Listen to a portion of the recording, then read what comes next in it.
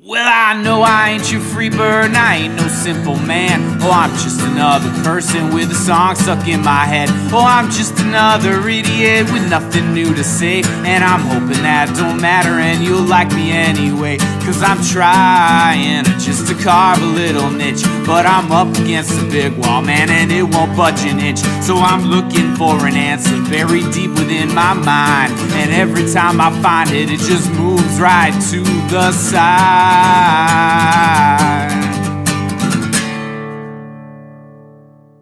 Hidden Jams was recorded in front of a parliament of owls.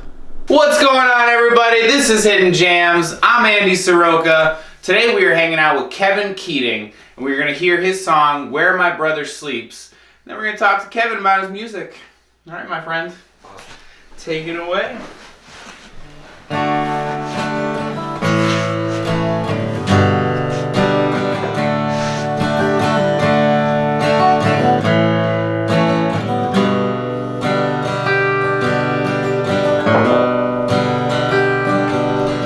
Lights of the city shine brighter in the winter.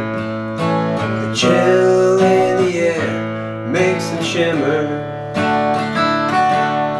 The temperature drops as the sun goes to bed. He's looking for somewhere to lay his head. And the shelter is full and there's no open stores, no welcome home, and no open doors. These are the streets where my brother sleeps. The streets of this city grow darker in December.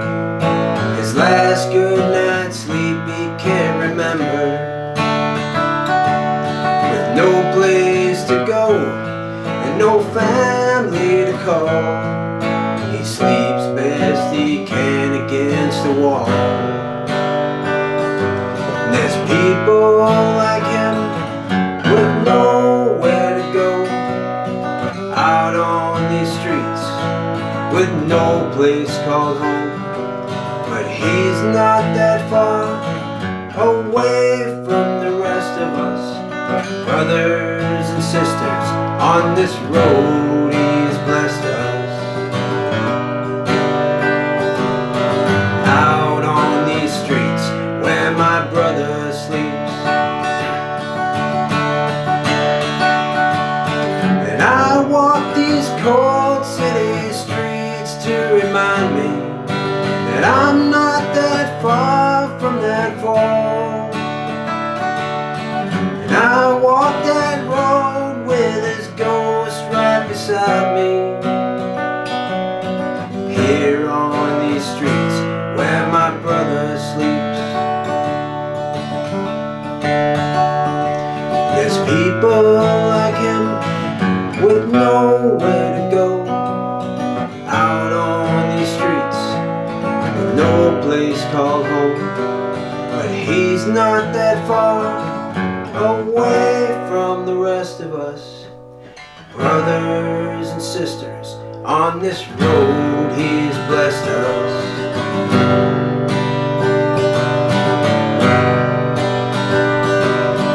Out on these streets where my brother sleeps.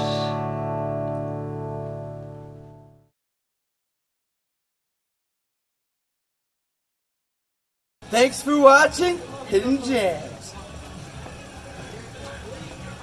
Kevin, let's talk about your music specifically, and let's talk about how did the story of your music unfold? What was like the really like the early days? Like, what can you remember as like your earliest connection to music, where you started to really get a vibe for music?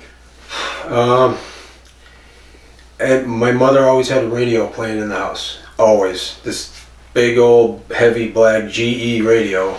I don't know when the last time GE made radios. And I think my oldest son has that radio now. Really? I think so. Oh, wow, that's awesome. Yeah. And so she was always playing music on there. And I don't really remember a lot of what was on it. She was into big band stuff, and my parents both liked to dance and that. big band era music. And but there was other stuff. She liked some 60s music.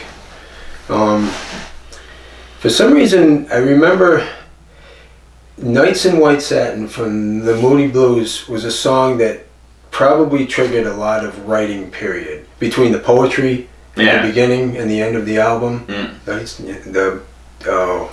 Can't remember it now, but you know what I'm talking about. Breathe deep, the gathering gloom, watch nights fade from every room, and I'm actually not too familiar with Moody really? Blues. Okay. Yeah. That's one band I feel like I've never dove into. I really. It's that I just remember that for some reason I think I heard that song a lot, and that poetry in that song led me a lot to writing.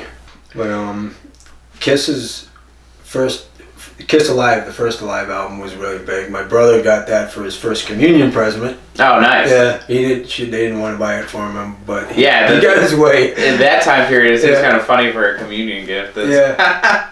So we wore that one out. And it just went on from there, and I was always into that specifically guitar-driven music. Whether it was more metal or hard rock or whatever, but I liked the guitar, the sound of that. That's what Led Zeppelin's second album, excuse me. That's what I noticed the most about it, was that, that they had intro to Black Dog there. Yeah. It's like, wow, that sounds awesome. Yeah. And they didn't really want me to play yet. That came along later, when probably somewhere between Van Halen and Iron Maiden. Nice. So those were the tipping point for it all. Yeah, that kind of pushed me into the instrument itself.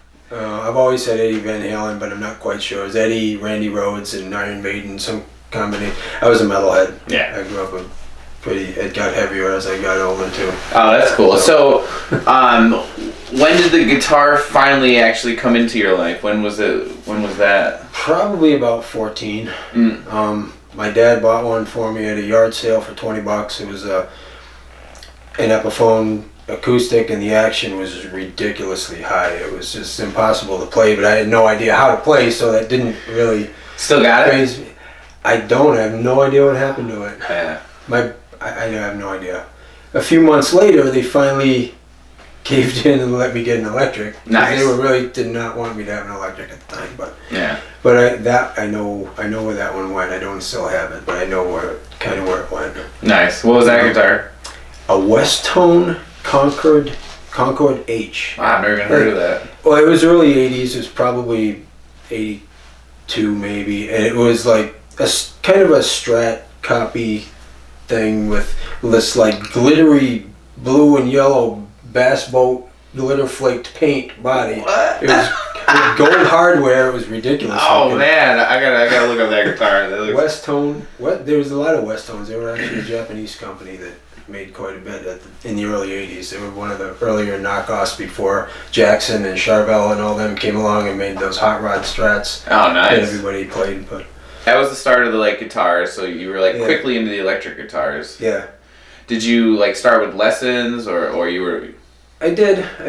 My brother and I both took lessons at the same time, because he started about the same time I did.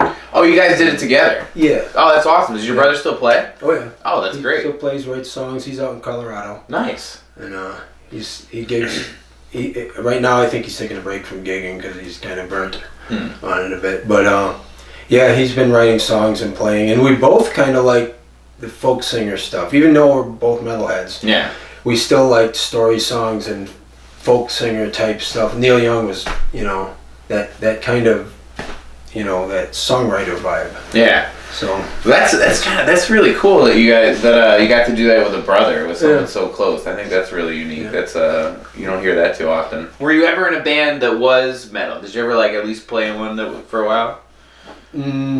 Not really. Maybe a couple of times jamming, but I tried writing some metal, but it's hard when you're just by yourself. Yeah. And all you can do is imagine how the drums and the bass and all this other stuff is gonna sound. Yeah. And it just wasn't working. Did you start playing out when you were kind of younger? No, I didn't do any of that until I moved here, and I moved here in '86, and it wasn't until probably '99. I found an open mic at Virgo Bat and Leo Frog's Coffee House. Nice. Robin and Garrett's old place. Oh, that's awesome. Yeah. So that's the first time I actually played in front of an audience. Nice. And What was that like? I was nervous. Yeah. It was, it doesn't bother me now. I screw something up on now and I just get, I get frustrated, but I don't get freaked out. Yeah. That first one almost ended half mid-song because it was just falling apart.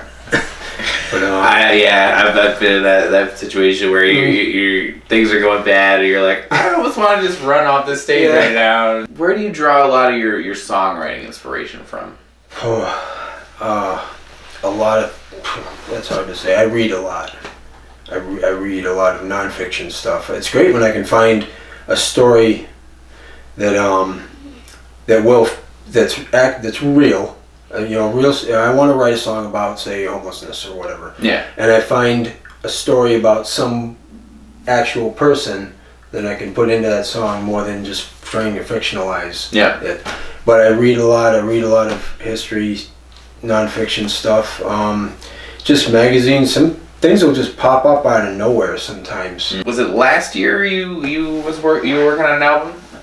You got some recording done? Yeah, I released a CD called Simple Place. Ian Morris recorded it. He recorded it at his place up in Holland Patton, Awesome. Barnville, excuse me. Yeah.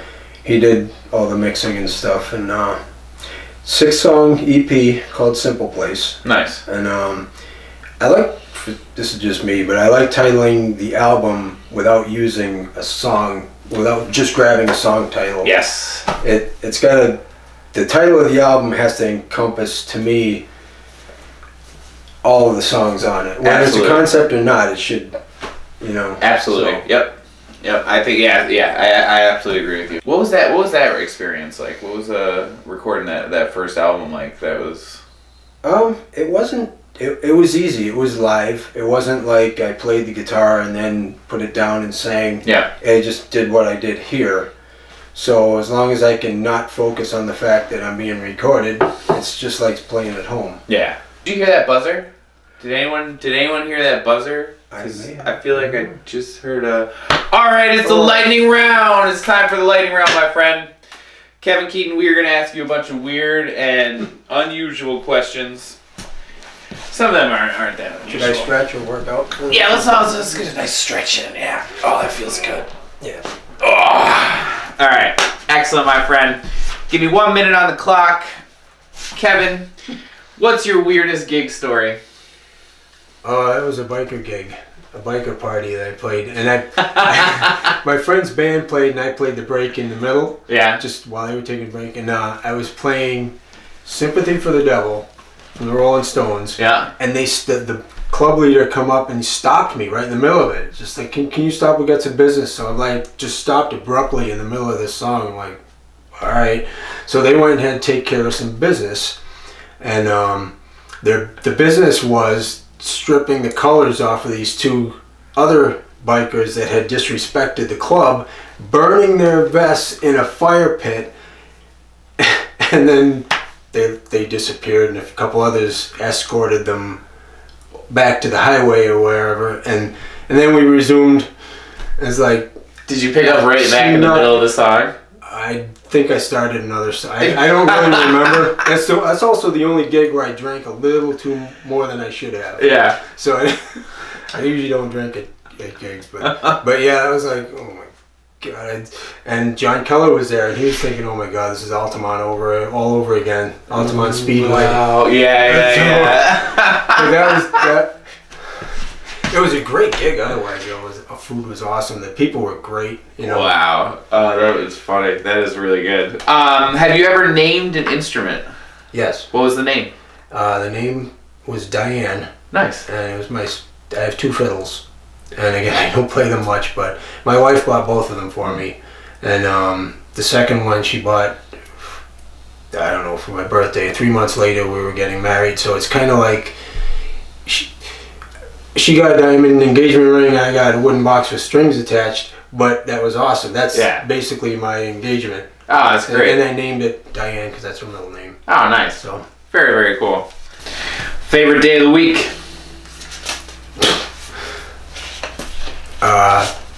Friday, I guess. Nice. What's your favorite bird? Cardinal, I think. How do you order your burger cooked? Well done. All right, 2 more questions. The best type of cheese. Oh, I like stuff that's a little bit sharp, but not Limburger. Yeah. But sharp cheddar, I guess. First concert you ever been to?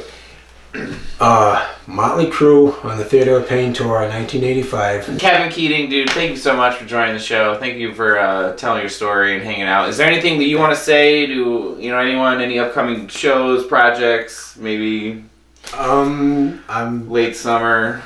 I don't have any gigs up right now other than open mic we do once a month at One Jenny in New Hartford, and I just appreciate all the support from everybody, family, and because living with my wife knows living with a musician ain't always the easiest thing to deal with.